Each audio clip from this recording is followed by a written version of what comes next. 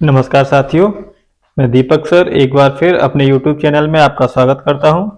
और आज की क्लास में जैसा कि हम सभी लोग जानते हैं स्टेटमेंट्स की क्लास है। तो स्टेटमेंट्स की क्लास में आज हम स्टेटमेंट्स पढ़ाएंगे। ठीक है, कुछ महान मैथमेटिशियन हुए हैं और उनके अनुसार उन्होंने मैथ को किस तरीके से समझा है और किस तरीके से मैथ को डिफाइन किया है, यही इस क्लास में हम बताएंगे। क्योंकि देखिए, जो सीटेट और यूपीटेट में क्वेश्चंस आते हैं स्टेटमेंट्स के ऊपर, तो उसमें क्या होता है कि कोई भी एक स्टेटमेंट आपको दे दिया जाएगा और फिर ऑप्शंस में आपको चार मैथमेटिशियन होंगे या फिर बड़े बड़े जो साहित्यवाद हुए हैं तो उनके नाम होंगे। उनके नाम में चार ऑप्शन दिए जाएंगे। अब आपको उन चारों ऑप्शंस में से वो नाम सिलेक्ट करना है जिसने ये कथन दिया है। तो चलिए हम अब अलग अलग मैथमेटिशियन द्वारा कथन जो दिए गए हैं उन कथन्स को पढ़ेंगे और किस किस मैथमेटिशियन ने क्या क्या कथन दिए हैं उनके बारे में जानकारी हासिल करेंगे। तो हमारा पहला कथन जो है वो हमारे एक मैथमेटिशियन हुए हैं बर्टन रसेल। तो बर्टन रसेल के अनुसार गणित एक विषय है जिसमें हम यह भी नहीं जानते कि किसके बारे में बात कर रहे हैं और न ही यह जान पाते हैं कि हम जो कह रहे हैं वह सत्य है अथवा नहीं।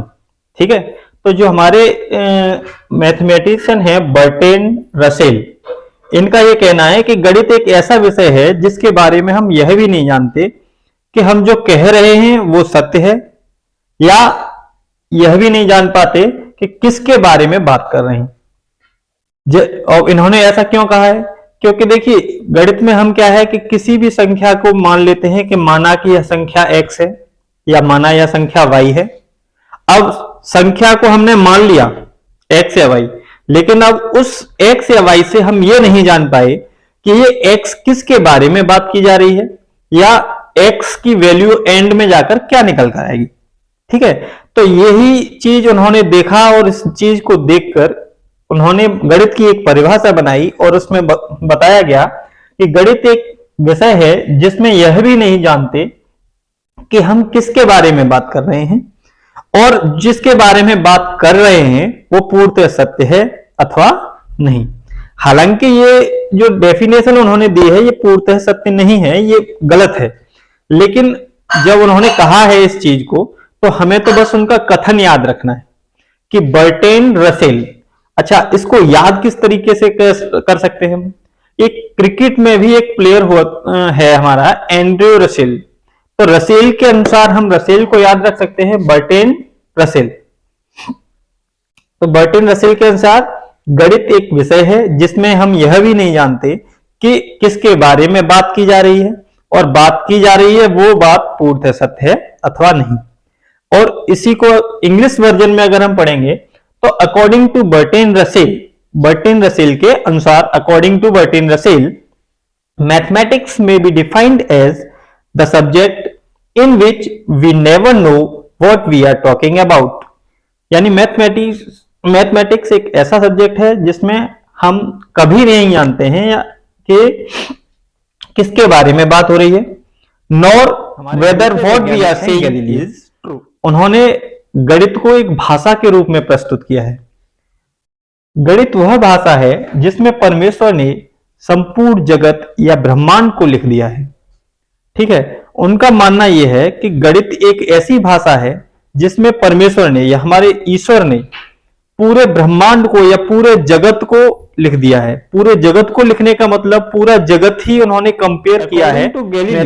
Mathematics is the subject in which God has written the whole हुए हैं लॉ। तो लॉ के अनुसार गणित वह मार्ग है जिससे हमारे बच्चों के मन में तर्क करने की शक्ति पैदा होती है। ठीक है, तर्क करने की शक्ति पैदा होने का मतलब बच्चे इस पर तर्क कर सकते हैं। कोई भी चीज है उस पर तर्क करेंगे बच्चे।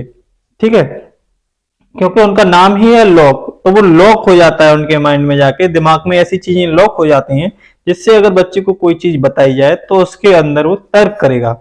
ठीक है, तो बहुत अच्छी बहुत प्यारी बात उन्होंने कही है और बहुत प्यारी बात के अनुसार उन्होंने अपनी परिभाषा दी है। गणित वह मार्ग है जिसके द्वारा बच्चों के मन या मस्तिष्क में तर्क करने की आदत स्थापित होती है।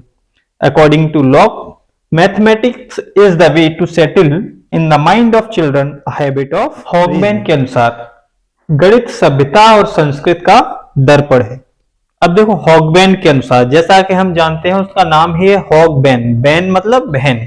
तो हमारी बहनें क्या करती हैं? अक्सर दर्पण के सामने बैठी रहती हैं, दर्पण के सामने बैठकर श्रृंगार करती हैं। तो इससे हम याद रखेंगे कि गणित सभ्यता और संस्कृति का दर्पण है। जो भी हमारी सभ्यता होती है या संस्कृति होती है, इसका भी एक आईना है, दर्पण है। क्या? गणित।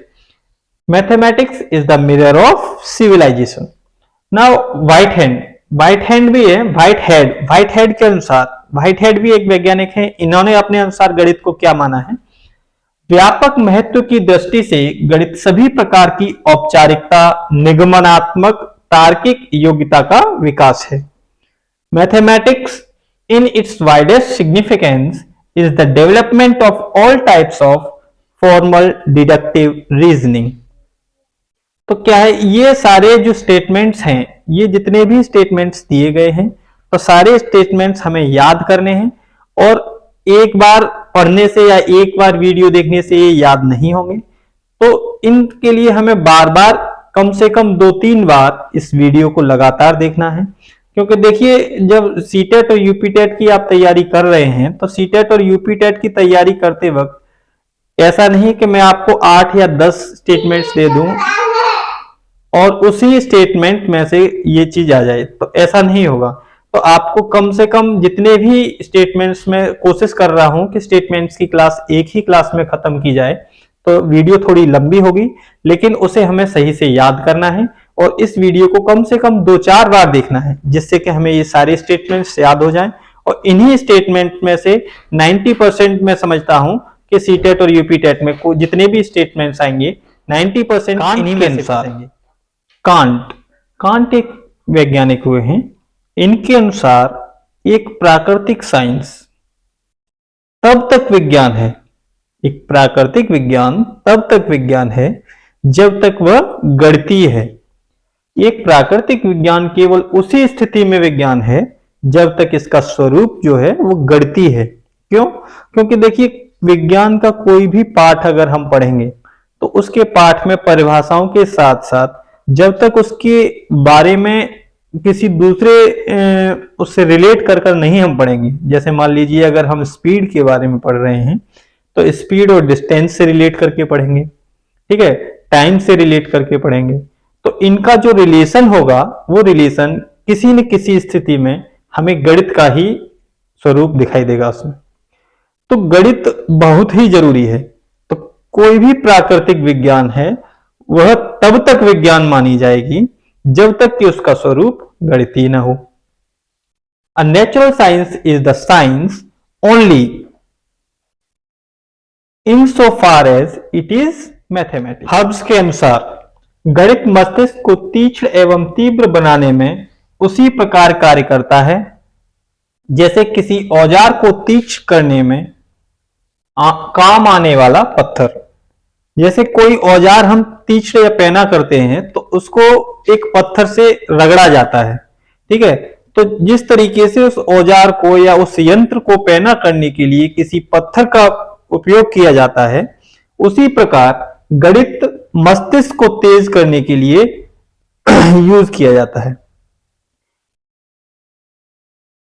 इसके अध्ययन से स्पष्ट, तर्क सम्मत एवं क्रमबद्ध रूप से भली भांति सोचने की शक्ति आती है। जब हम गणित को पढ़ते हैं और गणित का अध्ययन करते हैं तो इससे क्या होता है कि जिस तरीके से, जैसे हम गणित में कोई क्वेश्चन हल करते हैं, कोई प्रश्न हल करते समय अगर हमारा दशमलव की भी बिंदी का अंतर आता है या फिर कोई संख्या थोड़ी सी भी गलत होती है तो उस संख्या के गलत होने से पूरा क्वेश्चन ही हमारा गलत हो जाता है, यानी जो आंसर आता है वो पूरा भिन्न रूप से अलग आने लगता है। तो उसमें क्या होता है कि हम क्वेश्चन हल करते समय अपने ध्यान एक तरीके से क्वेश्चन पर केंद्रित करना पड़ता है। अगर हम ध्यान केंद्रित नहीं करेंगे, ध्यान से उसे नहीं हल करेंगे तो थोड़ी सी गलती के कारण ही हमारा पूरा प्रश्न गलत हो जाता है। तो इसमें क्या होता है, बच्चा अपना ध्यान केंद्रित करना सीखता है। तो हब्स ने कहा है कि गणित मस्तिष्क को तीक्ष्ण करने में हमारी मदद करता है और साथ साथ ध्यान केंद्रित करने में भी मदद करता है। Mathematics is like a Wheatstone. Wheatstone जैसा कि अभी हमने पढ़ा, वेटस्टोन क्या होता है? वेटस्टोन वही पत्थर होता है जिससे कोई यंत्र हम तीक्ष्ण करते हैं।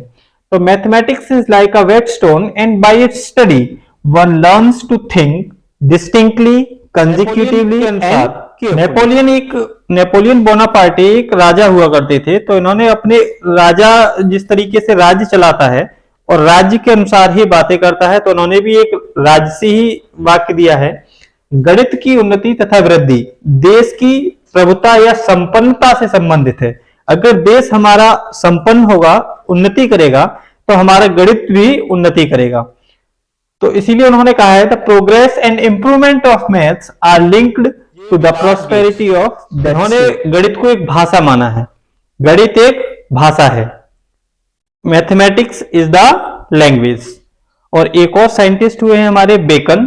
तो बेकन के अनुसार गणित सभी विज्ञानों का मुख्य द्वार है और कुंजी भी है, यानी मुख्य द्वार भी है और उस जो मुख्य द्वार है उसकी जो चाबी है, चाबी भी गणित ही है। जितनी भी विज्ञान होती है हमारी, फिजिक्स, केमिस्ट्री, मैथ, बॉटनी, जितनी भी विज्ञान होती हैं, सारी विज्ञानों में गणित का कहीं न कहीं प्रयोग हुआ होता है। तो जब गणित का प्रयोग हर विज्ञान के लिए जरूरी है, तो इसीलिए इन्हें गणित को सभी विज्ञानों का मुख्य द्वार कहा है और सभी विज्ञानों का मुख्य द्वार भी गणित ही माना है और उस मुख्य द्वार की जो चाबी है वो भी गणित ही माना। प्लेटो के अनुसार गणित एक ऐसा विषय है जो मानसिक शक्तियों को प्रशिक्षित करने का अवसर प्रदान करता है, एक सुषुप्त आत्मा में चेतना एवं नवीन जागृति उत्पन्न करता है। Mathematics is the subject which provides an opportunity for training the mind to close thinking, stirring up a sleeping and uninstructed spirit। ये प्लेटो ने कहा है। प्लेटो एक समाजशास्त्री थे।